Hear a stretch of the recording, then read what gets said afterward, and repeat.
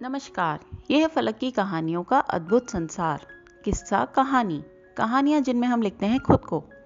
मैं हूं डॉक्टर सोनल सिंह, लेकर आई हूं शरत चंद्र चट्टोपाध्याय की लिखी हुई एक कहानी जिसका शीर्षक है देवघर की स्मृतियां।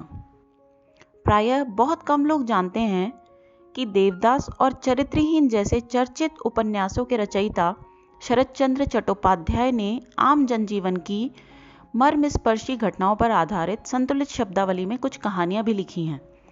उन्हीं में से एक कहानी है देवघर की स्मृतियां। तो बढ़ते हैं कहानी की तरफ। डॉक्टरों के आदेशानुसार वातावरण बदलने के लिए देवघर जाना पड़ा। चलते समय कवि गुरु की एक कविता बार बार याद आने लगी। औषधे डॉक्टरे व्याधिर चेये आदि हलवड़, कर ले जखन अस्थि जर्जर, तखन बलले हवा बदल करो। हवा बदलने से क्या लाभ होता है ये सभी जानते हैं, फिर भी लोग जाते ही हैं और मुझे भी जाना पड़ा। चार दीवारी से घिरे हुए एक मकान में रहता हूँ। पास के किसी मकान से एक महाशय रात के 3 बजे से फटे बांस की आवाज़ की तरह बेसुरे राग से भजन गाना शुरू कर देते हैं। नींद उचट जाती है और खींच कर बाहर बरामदे में आकर बैठ जाता हूँ। धीरे धीरे भोर हो जाता है। पक्षियों का कलरव शुरू हो जाता है। सबसे पहले कोयल की आवाज़ सुनाई पड़ती है। सुबह होने से पहले ही सब शोर मचाने लगते हैं और फिर धीरे धीरे बुलबुल, श्यामा, गौरैया और कोयल आदि भी जंगल के आम के पेड़ों, मेरे मकान के नींबू के वृक्ष पर, सड़क पर स्थित पीपल के पेड़ पर शोर मचाने लगती।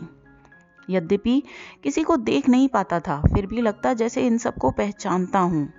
पीले रंग के 2 पक्षी नित्य देर से आते थे और दीवार के पास वाले चीड़ वृक्ष की सबसे ऊंची डाल पर हाजिरी दे जाते थे।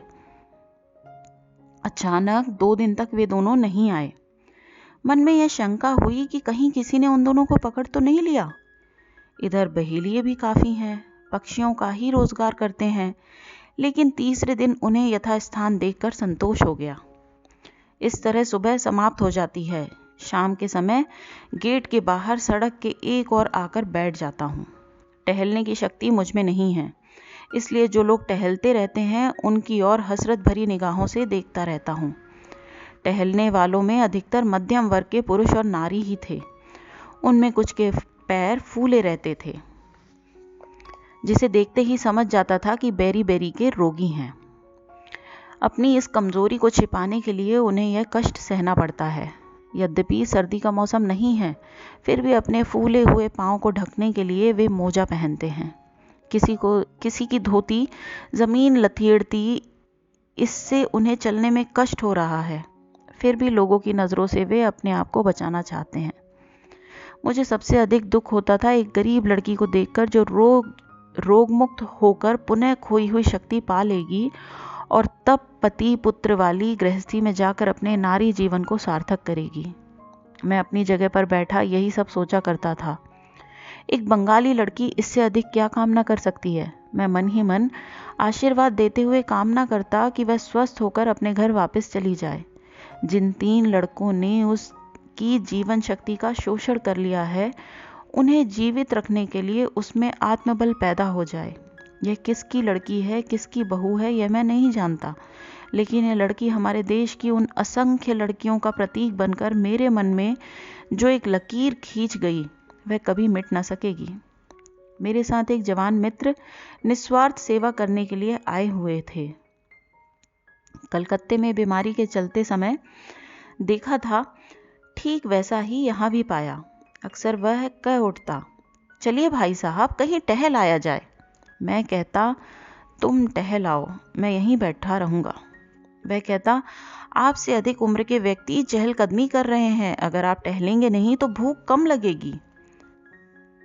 हाँ, पर बेकार घूमना मुझे पसंद नहीं भाई। वह नाराज होकर अकेले ही चले जाते, लेकिन जाते समय मुझे सावधान कर दिया करते।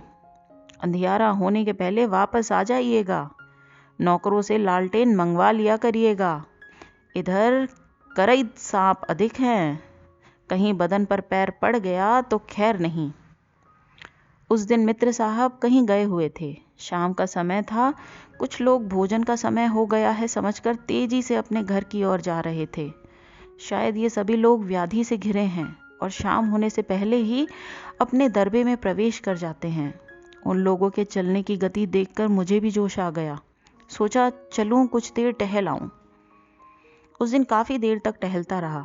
अंधेरा घिरने पर घर की ओर ज्यों ही रवाना हुआ तो देखा पीछे पीछे एक कुत्ता भी चला आ रहा है। मैंने उससे कहा, क्या है रे, मेरे साथ चलेगा? अंधियारे रास्ते का तू ही साथी बन जा।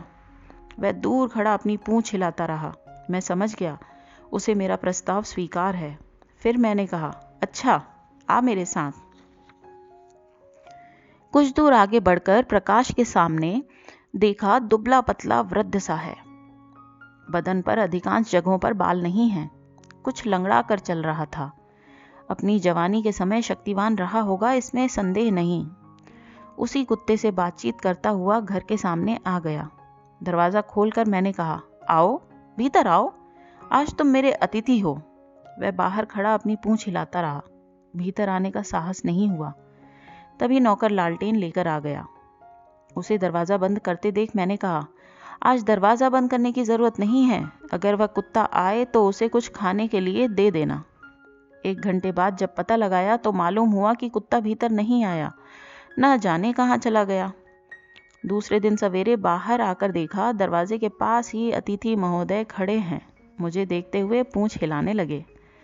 मैंने कहा, आज अवश्य भोजन करना, बिना खाए मत जाना, समझे? इस प्रश्न के उत्तर में वह बराबर पूंछ हिलाने लगा। मैं समझ गया कि वह राजी है।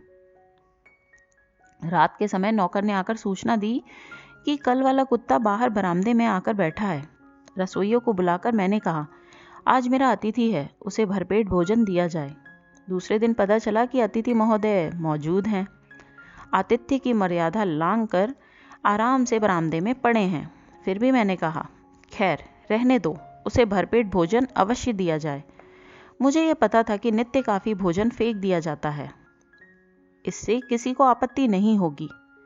लेकिन आपत्ति थी, और वह भी भयंकर आपत्ति। हम लोगों के बचे भोजन की हकदार थी बगीचे की मालिन। मुझे यह बात नहीं मालूम थी।